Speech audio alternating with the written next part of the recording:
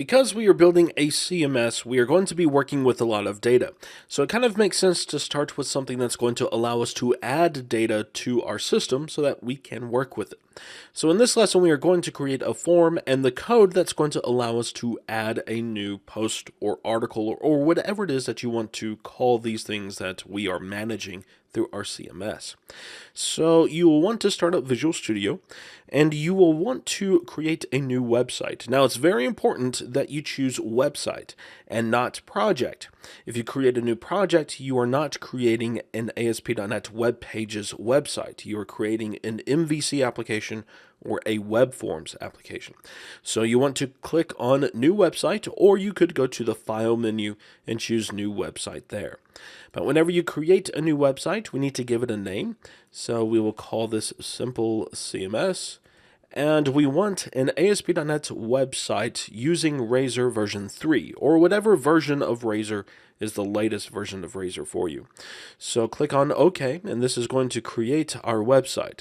Now Visual Studio is going to give us a lot of files out of the box, and we are going to get rid of practically everything here except for the scripts, because there are some jQuery files that we will eventually use, but we won't use the images or the content or anything else. Now if you look at app_data, you can see that Visual Studio gave us this starter site SDF. This is the database that I was referring to in the previous lesson. This is a local DB database, and we could use that if we wanted to, but in our case, we are going to use SQL Server Express. We're going to create a database and then create a table to store that information. So let's first of all get rid of the account folder, and we'll leave the bin folder because there are some things that we definitely need there, but we can get rid of account, content, images, and then all of the CS.html files. We can leave the fave icon, the packages.config, and the web config as well. So we will just simply delete those items, and then we will create our own folders and files as we need to. Now, I'm not sure if we can delete this. I'm pretty sure that we can. We can detach it, at least, which is something that's good. And we will leave the app_data because we might want to use app_data for some other purposes. We can put some XML files or some other text files that we would want to use as a data storage that would not be served to the client. So we will leave app_data. But now that I have detached, or at least it looks like I have detached, let's delete, and it's okay that that is deleted permanently. Okay, so this is our basic website. If we were to run this right now, we're not going to see anything at all. So let's create a folder called admin, because this is where we are going to put all of the things that are administrative related. So creating a post is something that you need to log in to be able to do. So let's create a folder called admin, and let's add a new file. We want to go to add new item, and we want to choose a content page, Razor version 3. Now this page is going to be responsible for managing posts, so let's just call it posts. Or better yet, let's make it singular and post. And this will be the file that will have our form for adding a post. Although eventually we're going to have more things here, because this is going to be responsible for not only adding new posts, but also editing posts. So let's add a form. Let's give it a name of post. Let's set the method to post. And then let's set the action to something other than this page, because I don't like posting to the same page. In fact, I don't like posting to another CS.html file, and this is just one of my personal preferences. If I'm going to make a post request, I don't want to do that to a file on the file system, because in my mind, a CS.html file or even an ASPX page within a web forms application, these things are there for handling GET requests, not for handling post requests. So instead of posting to another file, we can post to an HTTP handler, because that's exactly what they are there for. An ASP.NET handler is there to respond to a request that is made to our application. That's exactly what we are doing. So let's set the action to /admin and then post.ashx. It's kind of difficult to say, but this way, our code is separate. So we are going to post to this HTTP handler, that code is going to reside within a completely different file. And that's going to make the code inside of this CS_HTML file all that much cleaner. It's also going to make our file system cleaner, because if we posted to another CS_HTML file, then we would just have more clutter inside of our admin folder. So this is a very nice solution, in my opinion. So let's just create a bare bones form. We need two pieces of information. We need the title, which I'm just going to use the text title in this case. We'll come back and we will make this a lot better. But let's have an input element with the type set to text. Let's set the name to post title, and that's really all that we need there. Now we need the content, so let's just copy and paste that. Let's change title to content, but we don't need an input element. Now we need a text area. We don't need the type attribute, but we do need the name. But instead of post title, let's make it post content. And then let's add a closing tag instead of using the self-closing syntax. Now, of course, there are several other things that we need. We need the date created, although that's kind of automatic. We also need a field for the date that we want to publish a post, but we can add that later. Now, whenever we create the database, we'll go ahead and create that column. We'll set it as null because we might have a null publish date, which is essentially it's not published. And there's a few other things that we will store within the database, but for right now, this is basically all that we need. So we have our title, we have our content. Next, we need the submit button. So let's add another P element, and inside of here, we'll have an input element of type submit. Let's go ahead and let's give this a name of post submit. I'm not sure if we are going to be using that later on. We will definitely find out, but at least it's here now in case if we do need it. Let's set the value to create post. And so now that we have our form, we need to create our handler that is going to handle the post request. So we first of all need to create a new folder inside of our website. Go to add and then add ASP.NET folder. We want this app_code. And inside of here, we are going to add another folder. We'll call it handlers. And then inside of this folder, we will create a new class. So we want to add a new class, and we will call this post handler. Now, because this is a handler, we need to implement the iHTTP handler interface. This has two members. It has is reusable and a process request. Now, we are going to set is reusable to false. This basically says that we do not want to reuse the object that's created from this class. This tells the handler factory whether or not it can essentially cache the handler. Well, it's not really caching. It's putting it into a pool so that it can be reused. And we don't want that. We want to use this handler for every single request to the post.ashx. So that is why we are returning false here. So the other thing is to process the request, and we get the HTTP context. So this is going to allow us to get the information from the form. So we can first of all get the title. We want context.request.form and then post title.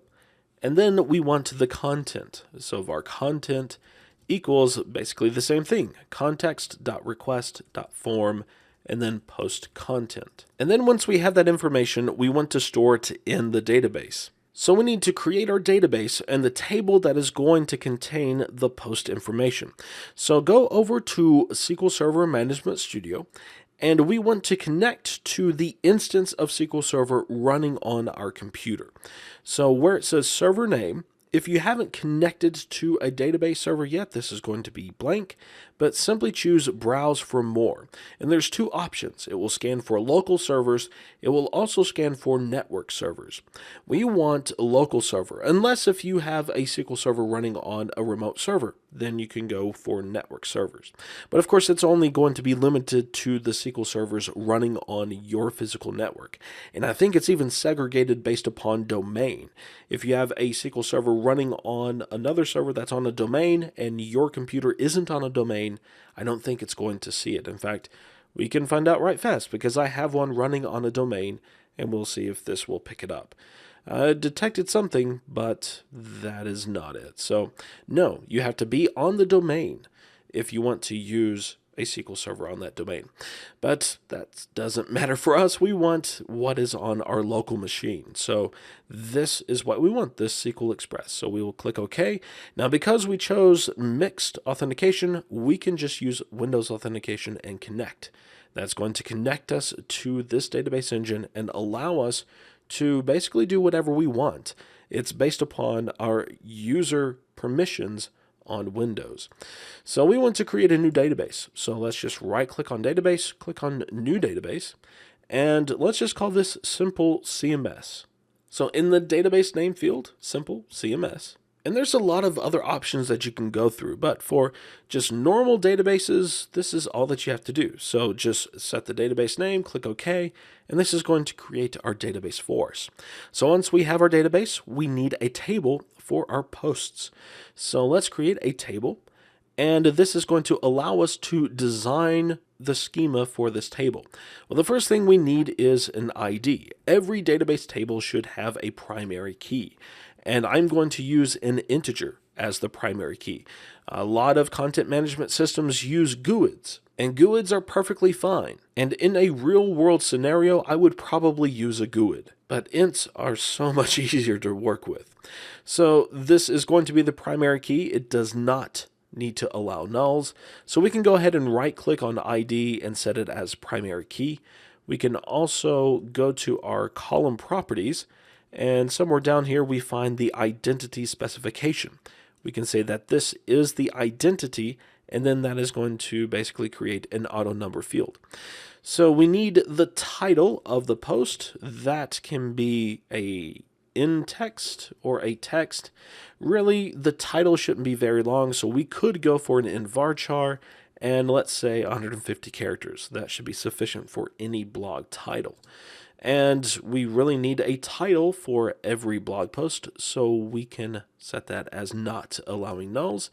Then we need the content. This will be text and not allow nulls.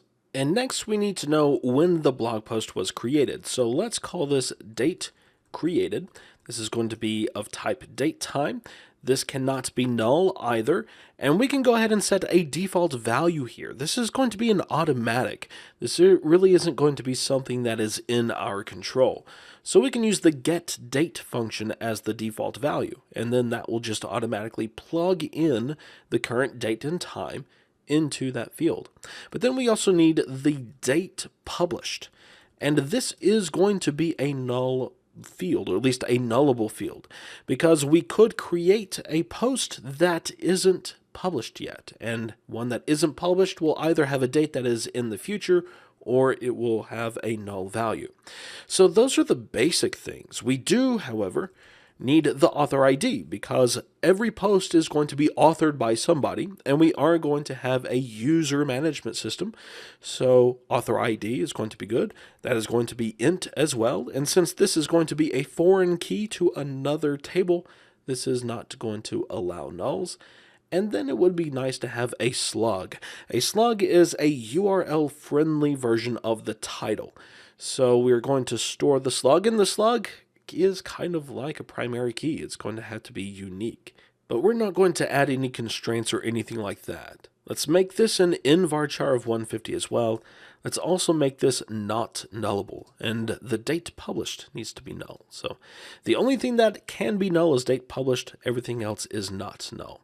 So this is going to be our schema. If we need to add anything later on, we can just simply add a new column and everything will be fine. So let's save this as posts. And you're not going to see the table in the tables folder in the Object Explorer until you refresh it, and then there it is. So of course there is no data inside of this table. If we select the top 1000 rows, then of course there's nothing there. And now we need the connection string for our database. So let's look over here. This isn't going to help us any. I am horrible with connection strings. In fact, whenever I need a connection string, I go to a website. It's very easy to remember. It's simply connectionstrings.com. This has a list of all of the connection strings that you would ever hope to need. So all you have to do is just find your given database engine. We want SQL Server, and we want the .NET Framework data provider for SQL Server. And so we can look for standard security, which is going to have the username and password, or we want the trusted connection. So we can just grab that one, and then we will put this inside of our config file. Now, inside of Visual Studio, we want to go to our web.config file. This is where all of our connection strings are stored. You can see that there's one already here for the starter site, and I guess we could have used that as a basis. Although, no, we couldn't, because that's different. So we're going to add another connection string. So we are going to add with the add element, the name, and we will call this default connection for the lack of a better name. And then we will set the connection string equal to what we copied from connectionstrings.com, and then we will change the necessary information. For the server, we can do localhost, but we also need SQL Express. And then for the database, we want simple CMS. But everything else should be fine. And really, since we aren't going to be using this starter site database, we can go ahead and get rid of that as well.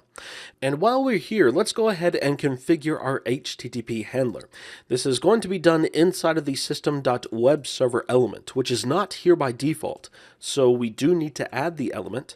And then inside of this element, we will use the handlers element.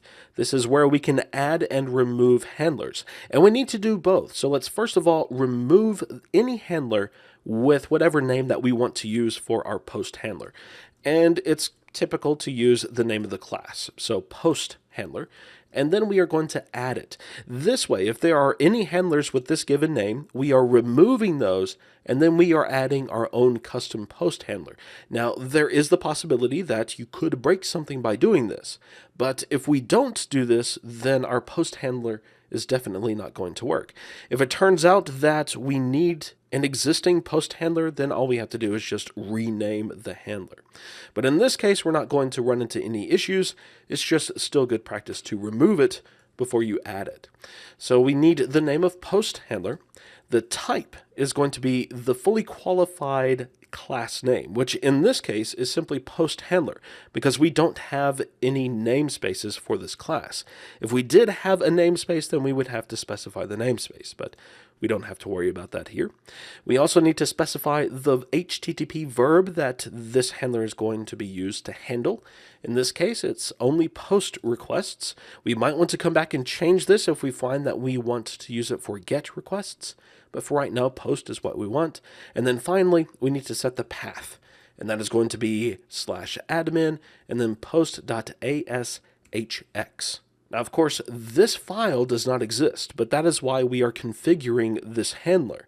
If we make a request for admin post.ashx, then it is going to be handled by our post handler. So that's it. We have now configured our handler, and we can now make requests to it.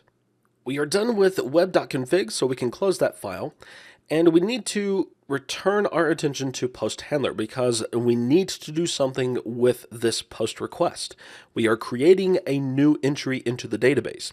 Now, when it comes to database interaction, we have a ton of options at our disposal because there are a ton of libraries and ORM solutions that we can use to connect to a database and execute SQL statements.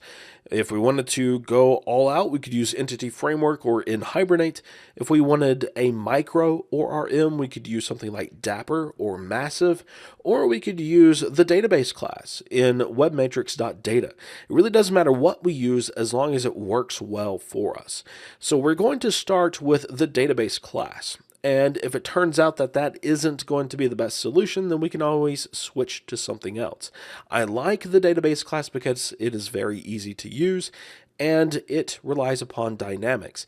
Now, Dapper, you can say the same thing about, and I personally love Dapper, but I have run into a wall where I was using dynamics and I just couldn't do the things that I wanted to do. I'm not sure if we're going to be able to do those things with the database class, but we will simply find out. So we want to first of all create a connection to our database. So that means creating a database object. A database object is disposable, so we need to use it within a using statement. And let's create this object, which we will call DB, and we want to call database, which is in webmatrix.data, and we want to call the open method, not open connection string, although you can use the open connection string method if you want to. You just have to go through a lot of work to get the actual connection string. If you use the open method, you can simply specify the connection string that you want to use, which is default connection. This is going to look inside of our web.config file, find the connection string with this name, and then use that connection string. So now that we have our database object, we simply need to write our SQL statement and then execute that. So our SQL statement is an insert because we are creating a new post. So let's create a variable called SQL, and we want to insert into posts. And let's see, we need title, we need content. We really don't need the date fields because date created will automatically be populated for us, and date published will as well, since it can be null. If we do not supply a value for that column, it will default to null. So we need the author ID, which we don't have one yet, but we can use the value of 1. And then we need the slug, and we will need to write the code to generate that slug, which we will do in a few moments. So let's have the values clause, and we are going to use parameters here. Since we are using the database class, the parameters have to be @ followed by a numeric value, and they have to be in order, 0, 1, 2, 3, 4, and so on and so forth. So 0 is for title, 1 is for content, 2 is for author ID, and then 3 is for slug. So that is our SQL statement, and then we can call db.execute. We will supply the SQL statement and then the values for those parameters. So title, content, author ID, which will be 1, and then slug. We don't have slug yet, but we will here in a few moments. In fact, let's go ahead and write the code that's going to generate that slug. The slug is, as I said earlier, a URL-friendly version of the title. So let's create a variable called slug, and we will write a method called createSlug, and we will pass title to that method. So let's make this a static method because it's not going to work with any instance data, and in that case, static works better than an instance method. So private static string createSlug, we need to accept the title, and the first thing we want to do is kind of normalize the string. So title to lower, and I guess we should use the to lower invariant. And we should also go ahead and remove the spaces with a dash. So we can use the replace method. We want to replace a single space with a single dash. So that's the first step. The next step is to remove any non-alphanumeric character other than a dash. So we want title, and we are going to use a regular expression here. So we need the using statement for system.text.regularExpressions, and we want to call the replace method. We want the title as the string that we are going to be working with, and then our regular expression. So we basically want to exclude with the caret anything that is 0 through 9, lowercase a through z, because remember we have already set this to lowercase, and then also dashes, so a dash. So we will replace anything that is not one of these characters or within this character set with an empty string.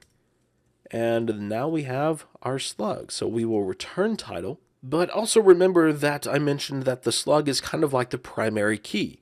We shouldn't have two blog posts, or rather two or more blog posts with the same slug.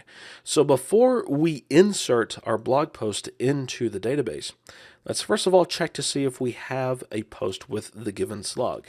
So let's first of all change our SQL variable to select all from posts where slug equals to the parameter that we supply. So here we want the result equals db.query. We can use the query single method. We want to supply the SQL statement as well as the value for slug. And then we want to check to see if result is null. And actually, if it's not null, then we want to throw an exception, because if there already exists a post, then we shouldn't do anything else. So we can throw a new HTTP exception, and let's choose 409 as our exception or as our status number, and then the message can be slug is already in use. But if the slug is not in use, then we go ahead and we insert that into the database. So we should have everything that we need. So let's run the application. I'm going to use Chrome. Why not? That's what I already have here. Now we're going to start off with this 403 forbidden, and that's fine because this is making a request to the root and we don't have anything in the root. So we want to make a request for admin and then post. This should give us our form, which it does. For the title, let's say this is our first blog post, or rather post, because we don't know if this is a blog or not. And then this is the content for our first post. So let's click on create post and we get an exception. Let's see, keyword not supported server. Well, the only place that we have used the keyword server is inside of our connection string. So let's stop running our application. Let's go to web.config and let's look at our connection string. So we have server and localhost. You know what? Let's also set the provider here because that could be causing a problem. So provider name is equal to system.data.sql client. So now let's run that and let's see what we have now. So let's close that other tab. Let's make another request for admin/post. And for the title, this is our first post. And then for the content, this is the content for our first post. Then let's create the post. And here we have nothing so far, which can be good or not. We really don't know. So we can go to the database and we can see if this has actually executed or not. So let's execute, and nothing has been added to the database table. But now we have an exception. Type SQL client.SQL exception occurred in system.data but was not handled in user code. A network related, and I just lost that. That's wonderful. There we go. A network related or instance specific error occurred while establishing a SQL or connection to SQL server. The server was not found, blah, blah, blah, blah, blah. Okay. So thankfully we have all of the tools for SQL management. So we need to find some other tools here.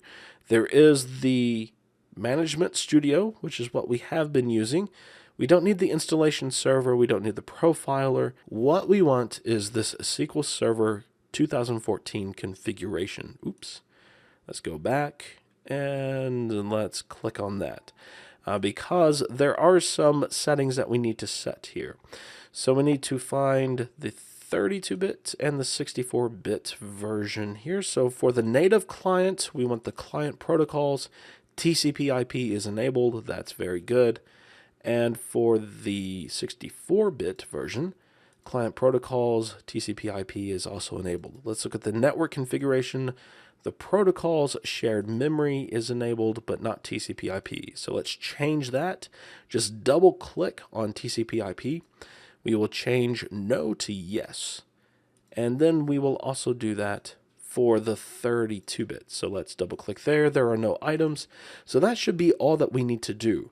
But I kind of blew past that message that popped up after changing that setting. And it basically said that we need to restart the service. But you know what? Let's go back to the protocols. Let's also enable named pipes because we might be using that as well.